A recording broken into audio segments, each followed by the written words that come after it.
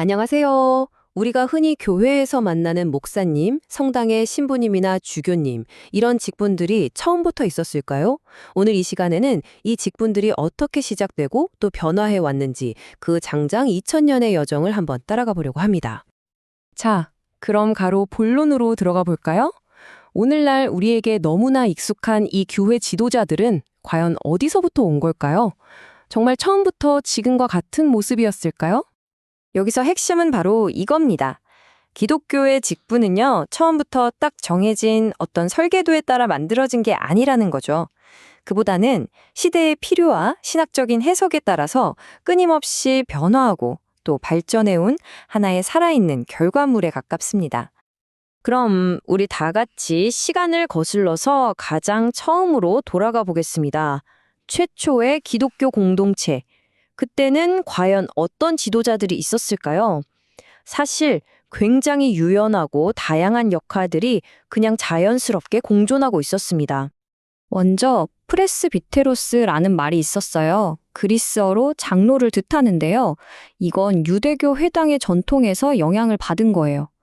공동체에서 나이가 좀 지긋하시거나 신앙의 연륜이 깊어서 존경받는 분들이 자연스럽게 리더 역할을 맡았던 거죠. 그리고 또 에피스코포스, 바로 감독이라는 역할도 있었습니다. 그 당시 기독교인들은 주로 가정집에 모였거든요. 그러다 보니까 그 모임 장소를 제공한 집주인이나 후원자가 자연스럽게 그 모임의 살림을 책임지는 리더가 된 겁니다. 이건 당시 그리스 로마 사회의 어떤 가문 구조가 교회 안에 그대로 녹아든 아주 흥미로운 모습이죠. 사실 초기 교회에는요, 정말 다양한 리더들이 있었습니다. 사도나 예언자처럼 특별한 영적 은사를 가진 사람도 있었고요. 가르치는 교사, 병 고치는 치유자, 심지어 재정적으로 공동체를 든든하게 받쳐주던 남녀 후원자들까지 있었죠. 중요한 건 어떤 정해진 직책이 아니라 각자가 가진 역할과 기능이었다는 겁니다. 아직 통일된 체계 같은 건 없었어요. 그런데요, 교회가 로마 제국 전역으로 정말 빠르게 성장하면서 상황이 바뀌기 시작합니다. 공동체가 점점 커지니까 더 체계적인 구조, 다시 말해 질서가 필요해진 거죠. 2세기 초 안티오키아의 이그나티우스가 남긴 이 말 한마디가 당시의 변화를 아주 극적으로 보여줍니다.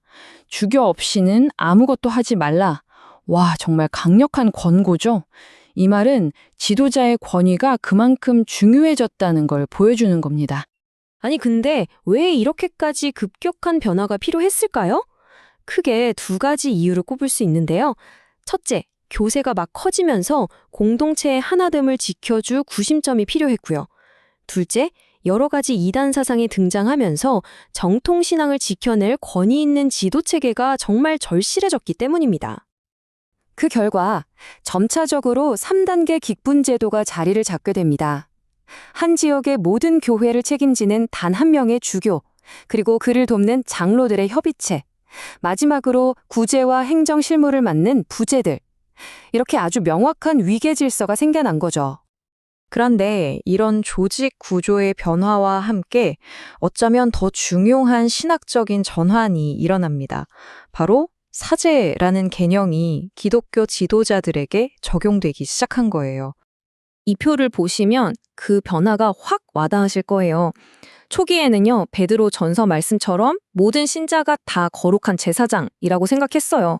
그런데 3세기가 되면서 특별히 서품을 받은 성직자만이 사제라고 불리게 됩니다. 성찬은 사제가 하나님께 바치는 희생 제사로 이해되기 시작했고요. 리더의 역할은 단순한 기능적인 것에서 뭔가 신성하고 특별하게 구별된 지위로 격상된 거죠.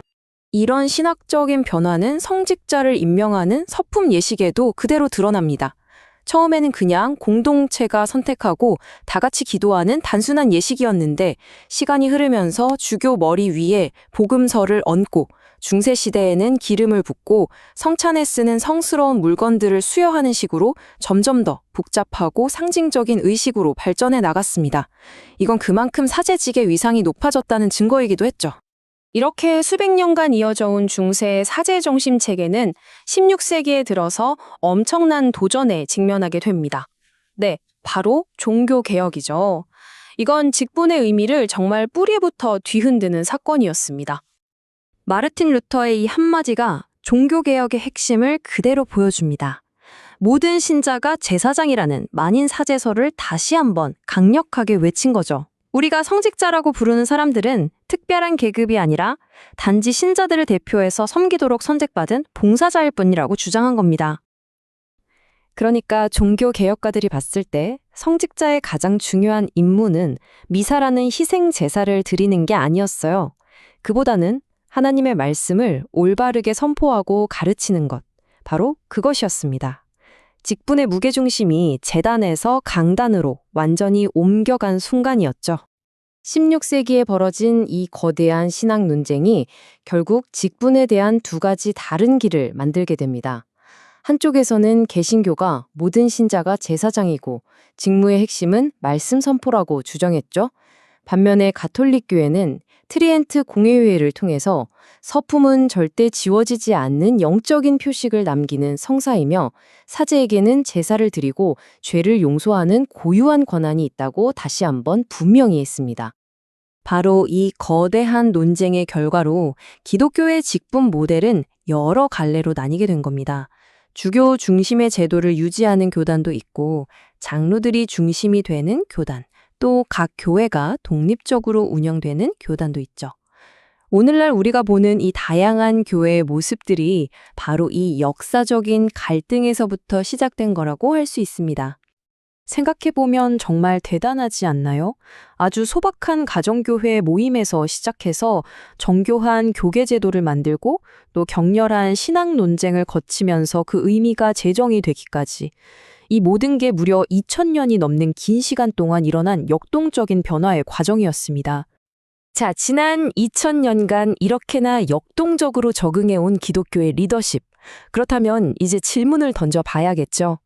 앞으로 다가올 미래, 그 수많은 도전 앞에서 과연 기독교의 리더십은 또 어떤 모습으로 진화하게 될까요? 그 답은 아마 앞으로의 역사가 말해줄 겁니다.